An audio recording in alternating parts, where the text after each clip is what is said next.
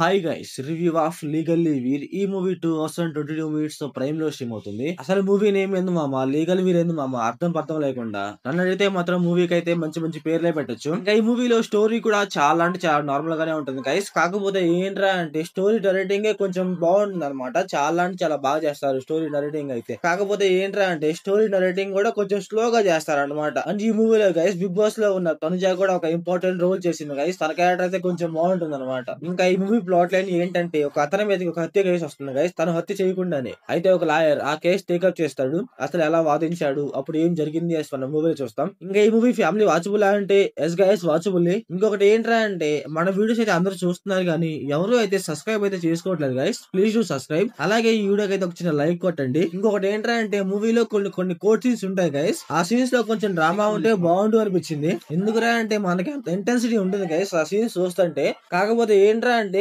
కొన్ని emotion scenes ఉంటాయి guys. వాటి వల్ల అయితే మనకు కొంచెం ఇంట్రెస్ట్ వస్తుంది అనమాట మూవీ చూడటానికి అయితే. హత్య చేయకుండా హత్య కేసులు యాడ్ చేశారు అని చెప్పే కదా. తన యాక్టింగ్ అయితే చాలా అంటే చాలా బాగుంటుంది గైస్. తన యాక్టింగ్ వల్ల అక్కడక్కడ కొన్ని ఎమోషన్ సీన్స్ లో గానీ అక్కడక్కడ కొన్ని సీన్స్ లో గానీ మనకైతే కొంచెం ఎంగేజింగ్ ఉంటుంది గైస్. ఇంకా మూవీలో విలన్స్ ఉంటారు గైస్. కాకపోతే ఒక ఆయన క్యారెక్టర్ కొంచెం బాగుంటుంది అనమాట.